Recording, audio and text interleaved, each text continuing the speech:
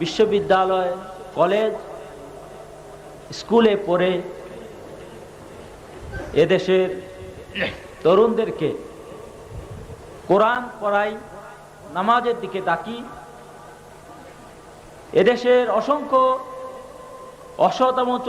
অসৎ ছেলেকে এনে, আমার মতো অসৎ ছেলেকে এনে এই শিবির চরিত্রবান করেছে। এটাই হচ্ছে আমাদের অপরাধ।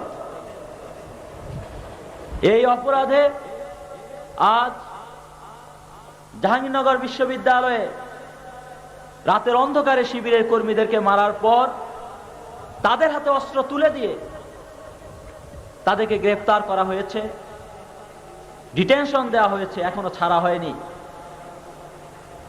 আমি সরকার প্রধান, স্বরাষ্ট্রমন্ত্রী, পুলিশের আইজি, ওনাদের কাছে প্রশ্ন রাখতে চাই, ওই বিশ্ববিদ্যালয়ের ভিসির কাছে প্রশ্ন রাখতে চাই, আপনারা আপনাদের বিবেককে সামনে রেখে, যে আল্লাহ আপনাদেরকে সৃষ্টি করেছেন, যার কাছে আপনাদের ফিরে যেতে হবে, যেখান থেকে আপনাদের 14 গোষ্ঠী উদ্ধার পায়নি, আপনারাও পাবেন না, সেই আল্লাহকে সামনে রেখে একবার বলুন, ইসলামী ছাত্র শিবির সন্ত্রাস করে কিনা? আজ এই পান্থপথে ইসলামী ছাত্র শিবির যে মাহফিল আয়োজন করেছে, এটি কি কোন খুনি সন্ত্রাসীদের মাহফিল কিনা? কেন এই মাহফিলের উপর হামলা হলো? যারা করেছে তারা কি ভালো লোক? তারা কি সৎ লোক? এ সমাজে কি তাদের হাতেই থাকবে?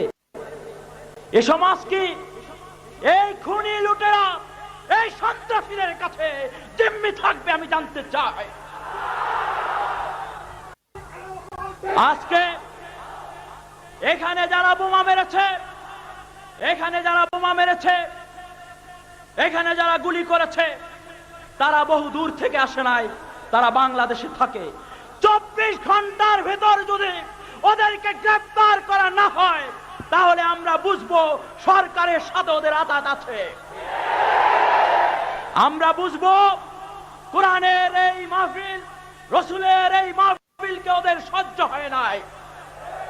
এই এলাকাবাসী, এই কাঁঠাল বাগান, কলা বাগান, এই তেজগাঁও, এই তেজকুনিপাড়া, ফানগেট এলাকাবাসী সকলে আপনারা দেখেছেন আজকে কেমন শান্তিপূর্ণ মাহফিল হচ্ছিল। তার উপর যারা এমনি করে বোমা মেরেছে, গুলি করেছে, তারাই সারা দেশে ইসলামী ছাত্র শিবিরের কর্মীদেরকে হত্যা করে, তারপর তারা রটনা করে যে শিবির খুন করে।